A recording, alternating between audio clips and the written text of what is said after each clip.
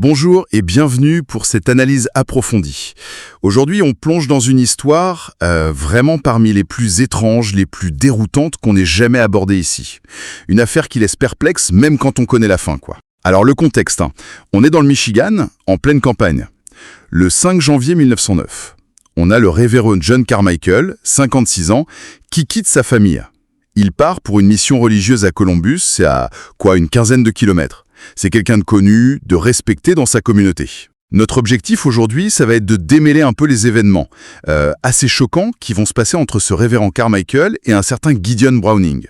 Ça se termine par une découverte macabre dans une église et surtout comprendre le tournant incroyable que va prendre toute cette affaire. Oui, et c'est important de préciser, je pense que notre récit se base sur une reconstitution, surtout sur une confession qui viendra plus tard. Donc on essaye de comprendre une psychologie qui semble assez complexe, voire perturbée, et une série d'actions qui défient un peu la logique. On n'a qu'une version des faits, principalement. D'accord, très clair. Alors commençons par le début de ce voyage. Le révérend Carmichael est à cheval. C'est un matin d'hiver. Il fait froid. L'ambiance est calme. Mais comme il est connu, il doit s'arrêter de temps en temps et échanger quelques mots avec les gens qu'il croise.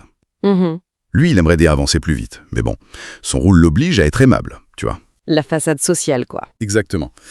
Et après une petite demi-heure, sur une partie plus isolée de la route, il entend des sabots derrière lui.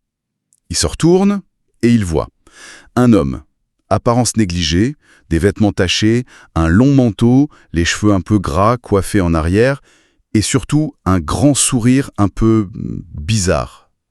L'homme lui fait de grands signes. Le révérend le reconnaît tout de suite. C'est Gideon Browning, un type du coin, connu pour son comportement, alcoolo. Pas le genre de rencontre qu'on souhaite, j'imagine. Clairement pas. Le révérend est mal à l'aise. Mais bon, comme d'habitude, il répond poliment, un sourire, un signe de la main. Et ce qui est étrange, c'est qu'il avait remarqué avoir croisé Gideon de plus en plus souvent ces dernières semaines. Ça commençait à le tracasser un peu. Ah, ça, c'est un point crucial. Pour le révérend, ces rencontres répétées, ce ne sont pas juste des coïncidences. Ça a peut-être déjà installé chez lui une sorte de méfiance, voire un sentiment de persécution. Comme si Gideon le suivait exprès. Et ça pourrait bien teinter sa vision de tout ce qui va suivre. Tout à fait. Gideon demande s'il peut faire route avec lui. Le révérend hésite, mais il finit par accepter. Grave erreur. Gideon n'arrête pas de parler, il pose des questions très personnelles, insistantes. Où vous allez? Pourquoi faire? Vous avez combien d'églises? Le révérend répond honnêtement, peut-être contre son gré. Il dit qu'il va à Columbus et qu'il a une autre église à Rattle Run. Et c'est là qu'il se passe un truc marquant. Gideon sort une pièce d'argent de sa poche et il se met à la lancer en l'air et à la rattraper, très habilement d'ailleurs, sans perdre l'équilibre sur son cheval et surtout sans quitter le révérend des yeux. Il le fixe. Ce geste, peu importe l'intention derrière, va avoir un impact énorme sur le révérend, d'après ce qu'il racontera. Au début, il est impressionné par l'adresse de Gideon. Mais petit à petit, le bruit de la pièce, ce clink répétitif, ça commence à l'apaiser, bizarrement, à le calmer. Il décrit une sensation de dérive, comme s'il entrait dans un état second, presque une somnolence. Comme si c'était hypnotique. Hypnotique, carrément. Waouh. C'est fou ça. Est-ce que c'est possible d'être hypnotisé comme ça? Ou c'est juste son interprétation à lui, de ce qu'il ressentait, de cette gêne, de cette torpeur? Scientifiquement, l'hypnose, c'est pas aussi simple que ça, pas comme dans les films. Mais ce qui compte vraiment ici, c'est la croyance du révérend. S'il est persuadé, lui, d'être sous une influence, que Gideon a des pouvoirs spéciaux, cette conviction va devenir un moteur très puissant pour ses actions futures. Peu importe la réalité objective de l'hypnose. Il interprète ce qui se passe à travers le filtre de sa peur et de ses idées préconçues. Ils arrivent à un carrefour où il y a un magasin général. Gideon arrête de lancer sa pièce, il la remet dans sa poche et il insiste pour s'arrêter au magasin. Le révérend, lui, n'en a aucune envie, mais il se sent incapable de refuser, comme s'il n'avait plus sa volonté propre. Ils descendent de cheval, ils les attachent, et là arrive la demande la plus étrange. Gideon se tourne vers le révérend et lui dit qu'il a besoin d'un truc du magasin. Mais c'est pas lui, Gideon, qui va y aller. Non, c'est le révérend lui-même qui doit y aller, pour lui acheter une hachette neuve, et payer avec l'argent du révérend. Et ensuite, la lui rapporter. Attends, c'est complètement fou comme demande. Acheter un outil potentiellement dangereux pour un type bizarre dont il se méfie avec son propre argent. Comment y réagit le révérend? C'est ça qui est déroutant. Le révérend sent que tout ça, c'est anormal, c'est même dangereux. Il veut dire non. Il veut remonter sur son cheval et partir le plus loin possible. Mais, pour une raison qu'il ne comprend pas sur le moment, il s'entend dire « d'accord ». Il entre dans le magasin, il achète la hachette, il la paie, et il ressort pour la donner à Gideon. On voit vraiment là comment s'installe ce sentiment de perte de contrôle chez le révérend. Il perçoit l'étrangeté, le danger potentiel, mais il agit à l'encontre de son propre jugement, de sa peur. Ça renforce chez lui cette idée qu'il est manipulé, qu'il est sous l'emprise de Gideon, quelle que soit la nature de cette emprise. À peine Gideon a-t-il la hachette en main que le révérend ne pense qu'à une chose, partir, vite. Mais au moment où il remonte à cheval, Gideon lui dit que leur voyage n'est pas fini. Non, maintenant, ils vont à l'église du révérend, à Rattle Run. Le prétexte? Gideon envisage de s'y marier et il veut voir l'endroit. Un prétexte bidon. Le révérend sait très bien que Gideon est déjà marié. Comment il encaisse ce mensonge évident, ce changement de cap soudain? Encore une fois, malgré son envie irrépressible d'aller à Columbus, de fuir Gideon, malgré la conscience que c'est un mensonge, eh bien, le révérend accepte. Et à ce moment précis, Gideon ressort sa pièce d'argent et recommence à la lancer en l'air, tandis qu'ils repartent côte à côte, direction Rattle Run. Et tout le long du chemin, le révérend se demande « Mais qu'est-ce que je fais? Pourquoi j'accepte ça ?» La peur monte clairement d'un cran chez le révérend là, mélangée à cette confusion, ce brouillard mental dont on parlait. Le fait qu'il sache que Gideon ment, ça augmente son angoisse. Mais visiblement, sa conviction d'être contrôlé prend le dessus sur sa capacité à résister ou même à protester. Et la pièce qui continue de voler, ça reste le symbole de ce contrôle, imaginaire ou non. Ils finissent par arriver à la petite église de Rattle Run. Gideon descend, range sa pièce, ils attachent les chevaux. Le révérend avance, ouvre la porte de l'église, ils entrent. Et là, presque par réflexe, le révérend va directement au fond de l'église et allume le poêle pour réchauffer un peu. Alors qu'il revient vers l'avant, où Gideon est resté près de l'entrée, Gideon lui ordonne soudain de s'arrêter au milieu de l'église. Le révérend s'arrête, le regarde. Gideon ressort sa pièce, recommence à la lancer. Le révérend lui demande « Bon, vous voulez jeter un œil maintenant ?» Gideon répond, toujours en lançant sa pièce « Non, pas besoin, il n'y a pas de mariage. » Puis il ajoute « Révérend, levez les bras gauches. » Le bras gauche? Sur un ordre direct comme ça? Oui, le révérend est terrifié, complètement perdu. Mais il sent son bras gauche se lever tout seul, comme s'il ne lui obéissait plus. Un instant après, Gideon dit « Et maintenant, levez l'autre » et le révérend sent son bras droit monter, parallèle au gauche. Il se retrouve là, planté au milieu de l'église, les deux bras écartés. Et c'est à ce moment précis, d'après son récit postérieur, que le révérend acquiert une conviction absolue. Pour lui, c'est clair. Gideon l'a réellement hypnotisé. Il ne voit aucune autre explication à cette série d'événements et à cette perte de contrôle sur son propre corps. Mais avant même qu'il puisse vraiment intégrer cette réalisation ou agir, il y a un autre changement brutal. Le sourire étrange de Gideon disparaît. Il prend un air sérieux, effrayant même. Il fixe le révérend droit dans les yeux, laisse tomber sa pièce d'argent par terre et commence à avancer vers lui. Et c'est là que s'arrête la scène racontée plus tard par le révérend. On passe au lendemain, vers midi. Le gardien de l'église de Rattle Run arrive pour une visite de routine. Il sait que le révérend est censé être à Columbus. La première chose qui l'alerte, c'est la fumée qui sort de la cheminée. Le poêle est allumé à l'intérieur. Très bizarre. En arrivant à la porte d'entrée, il la trouve déverrouillée. Prudent, il ouvre, il pousse la porte. Et là, il reste figé. La scène est horrible. Du sang partout. Sur les bancs, sur les murs, sur l'autel. Il remarque aussi des petits morceaux de tissu déchirés un peu partout. Il en ramasse un, il y a un bouton dessus. Un bouton qu'il reconnaît tout de suite. C'est celui du costume du révérend carmélique. Quel choc terrible pour ce gardien. J'imagine son état. Ses pires craintes semblent se confirmer. Exactement. La panique le prend. Il regarde autour de lui, personne. Mais il voit une trace d'œuf. Comme si on avait traîné quelque chose dans l'allée centrale, vers l'autel. Puis, ça tourne vers la droite. Son premier réflexe, c'est de fuir, d'appeler la police. Mais il se dit que le révérend est peut-être blessé quelque part, peut-être encore en vie.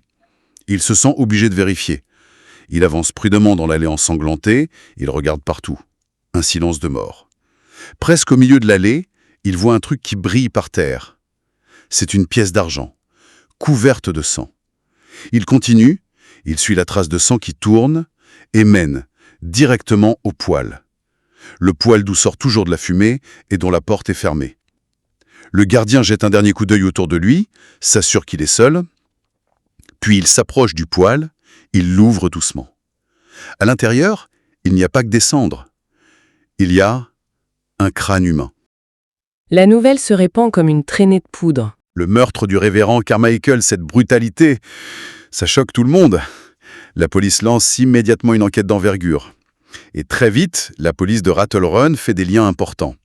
Ils apprennent par leurs collègues de la ville du révérend que le jour même de sa disparition, Gideon Browning avait eu une dispute très violente, en public, avec son beau-frère. Des témoins confirment que Gideon était furieux après cette dispute, qu'il est parti à cheval. Et des enfants qui jouaient dans la neige ont vu passer le révérend Carmichael, d'abord, puis, peu de temps après, Gideon Browning, sur la même route, dans la même direction.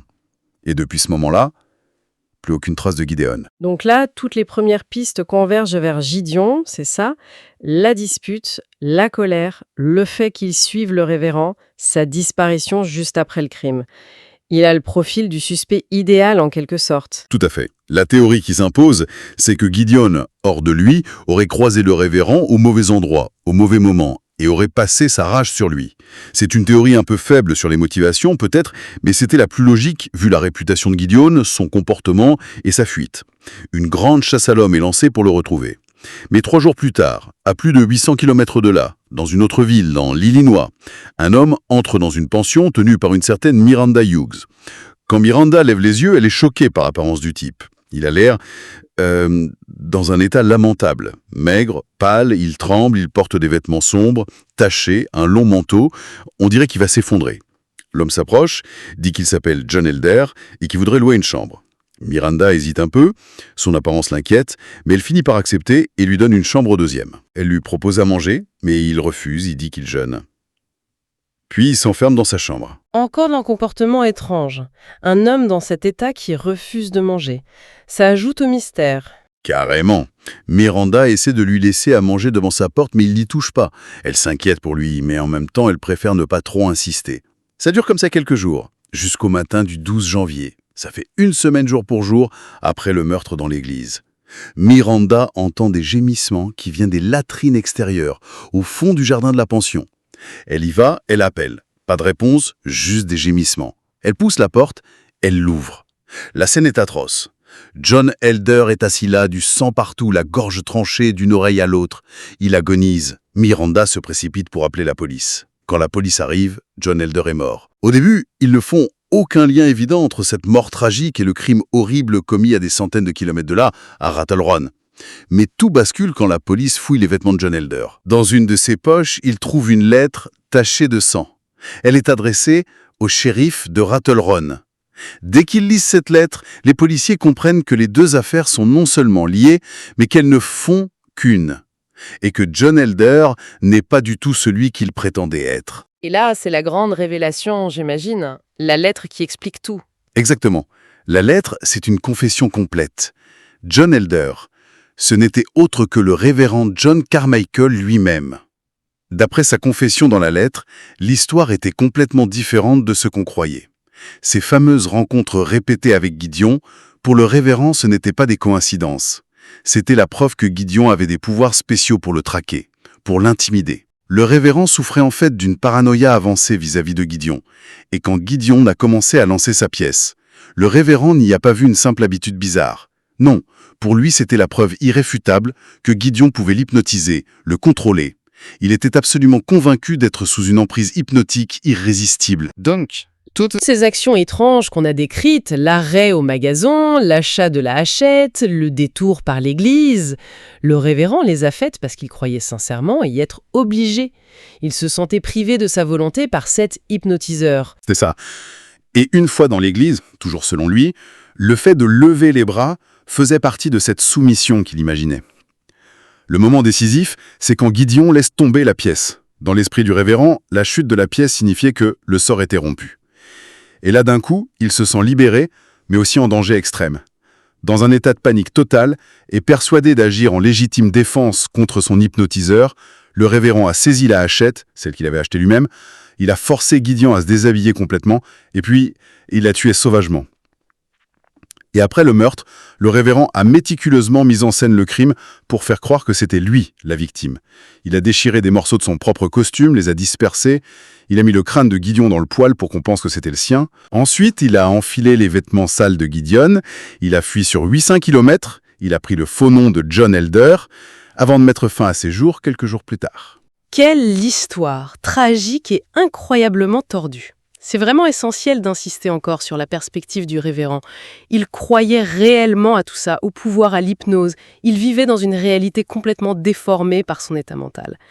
Et il faut aussi mentionner, comme les sources le suggèrent, qu'il y avait des antécédents de troubles psychiques dans la famille Carmichael, à une époque où clairement la santé mentale n'était ni comprise ni prise en charge comme aujourd'hui. Un autre point important, la police de Rattle Run avait assez vite déterminé que les restes trouvés dans le poêle n'étaient pas ceux du révérend, mais bien ceux de Gideon Browning. Ça, c'était avant même de recevoir la lettre de confession, ce qui avait déjà réorienté l'enquête. On ne cherchait plus Gideon comme suspect, mais le révérend Carmichael comme meurtrier en fuite.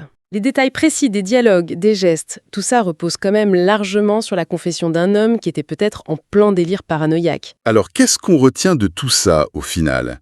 C'est une histoire effroyable qui montre comment la paranoïa, peut-être une maladie mentale non diagnostiquée, peut pousser un homme respecté, un pilier de sa communauté, à commettre des actes inimaginables, à détruire sa vie, celle des autres, en se basant sur une interprétation totalement faussée de la réalité. Oui, et ça nous laisse avec une question assez vertigineuse, non ? Jusqu'où les convictions d'une personne, même si elles sont complètement délirantes, peuvent-elles remodeler sa perception du réel et dicter ses actions les plus extrêmes, les plus violentes ? Et comment faire la part des choses, surtout, a posteriori, entre un délire profond lié à un trouble mental et une manipulation consciente, quand la seule version qui nous reste est celle de l'auteur des faits lui-même ? C'est très troublant. Merci de nous avoir suivis dans cette exploration d'une des affaires les plus étranges et complexes qui soient. On espère vous retrouver bientôt pour continuer à sonder les méandres de l'esprit humain et ces histoires qui révèlent des aspects parfois déroutants, parfois sombres de notre nature.